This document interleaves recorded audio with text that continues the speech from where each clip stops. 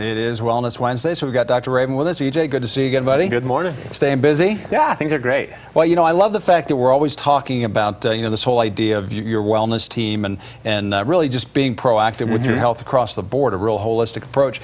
But this is something that I feel like probably should be discussed in depth. It should be something that the parents should be aware of, but more important teenagers should be aware of, and that's kind of posture in teenagers. Talk a little bit about the importance of that and really kind of the long-term effects of poor posture. Okay, and even without you know, my chiropractic background, we all know that posture has a big impact even on communication, right? When we're talking with our child and they're like this, it's just different than when someone's here or we're, you know, anybody out on the street. Absolutely. And so posture not only impacts how we wear and tear in our body as far as physical aging and the degenerative changes that can take place with poor posture, but posture impacts our overall, this is who I am and this is how I communicate and this is what, you know, what I have for the world. It's hard to believe, really, but we know it's true, that the way somebody carries themselves can dictate an awful lot about how they're seen, their confidence, and their ability to communicate. Correct, and maybe even more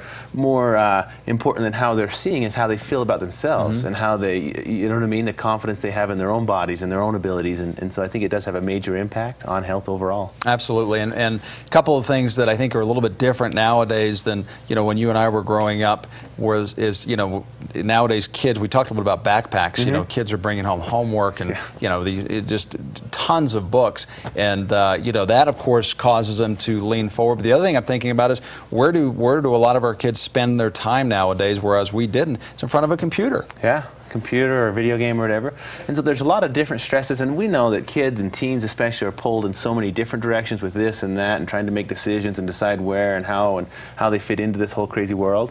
And so I think that not only do we have the physical stresses, we have those emotional stresses, and there's a tendency, if we're not taking great care of ourselves and we're not being proactive, to actually kind of get broken down, to kind of have that, you know, that slump forward, grandma would correct your posture. Well, and that's what I was going to say. What else can we do now? I mean, I grew up, I had 4 brothers, and we all, you know, heard kind of, put your shoulders back, you know, put your shoulders back, you know, Dad was always on top of it. What else can be done besides that? Okay, so we always joke in the office we can duct tape those shoulders back. Right.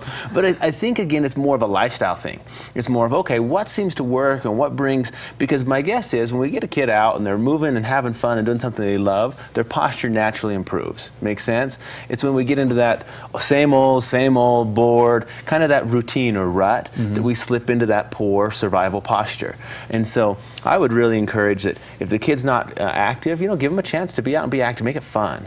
And then as far as posture with a backpack, you want to make sure that the weight's as limited as possible, and that's tough because there's a lot of books that kids pack around. Yeah. Maybe if it's not too nerdy, those little wheelie type backpack things you pull behind you, or make sure at least the weight's down tight and low against the back versus slouched off or on one shoulder. Right. Those are a couple simple things, but again, it comes to the child and finding what works for them. And if they do, as a parent, you're concerned about posture, I think it's great to get them in and let someone else talk to them about it too. Well, and that's what I was going to get to as well, but we've talked about just kind of raising awareness to people that they understand. Going to a chiropractor is not just for athletes. It's really for anybody from you know, birth to you know, 80, 90 years old. I know that we've shown you working on infants and teenagers, of course. I'm sure you see those as well. Yeah, because again, we have so much pull and so much stress in our life, and especially it seems like at that age, there's so much trying to figure out where we fit, that chiropractic is beautiful. It helps to connect. It helps them to recognize, oh, wow, that feels good. I feel good. Hopefully there's a very positive energy about the whole visit, and they walk out a little bit more connected, a little bit more confident about what their body is designed to do and how they're designed to have good health and good posture. And it's just getting junk out of the way, getting some of those adaptations, some of that accumulated stress out. Well, and we all know, as you mentioned, our teens are facing more stress than we did, and it just continues more and more these days. But I like the fact also that it's maybe setting the tone for them as they get older to have that proactive approach to their health, to start to put together their wellness team, so to speak. So I mean, I like it from that standpoint as well. I think that's maybe one of the most powerful ideas, and I love that. That as teens we begin to develop these attitudes And man, if we can come up with the idea that, hey, I am fantastic, and hey, my body is wonderful and it's designed to be wonderful, it's a much different pattern we set up for now and for adulthood, for the future, and that's huge. And we get out of what we put into it. And one of the biggest things is you said, is raising the awareness people know. So whether it's parents or teenagers that may be watching, it's important to just take that first step, understand that, it's something you need to deal with. And I mean, if they want to come in and see you, get a consultation, what type of things would you do with them? So in the consult, we sit down with them. We're going to look at posture very closely and range of motion. You stand in front of a mirror and we go through and say, hey, this looks great, that looks fantastic. You see this here? If it were a little different, how do you think you'd move, and how would your energy be, and how would you, ski or whatever their passion is, and start to connect. Oh, that twist in me, or this little bit, takes away from the things I care most about and I enjoy most, and start giving them ideas about, okay, here's some things that you can do to actually change that.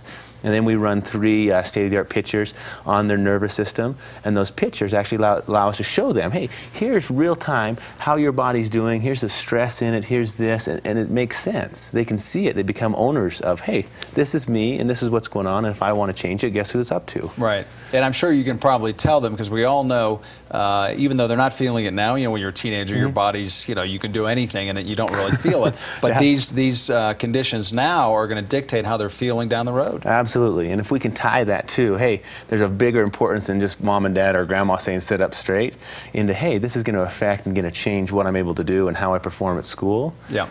And they take some of that ownership, then it becomes more fun. And Absolutely. That's the real passion in my office, is helping them become in charge and say, oh, this is something I'm going to take care of. And that's what we're trying to really get out when you come in every week, is to let people know to take that first step, whether it's coming in and get a consultation, start to put that team together. But bottom line is, be proactive, take your health seriously, and do something to make it better, each day.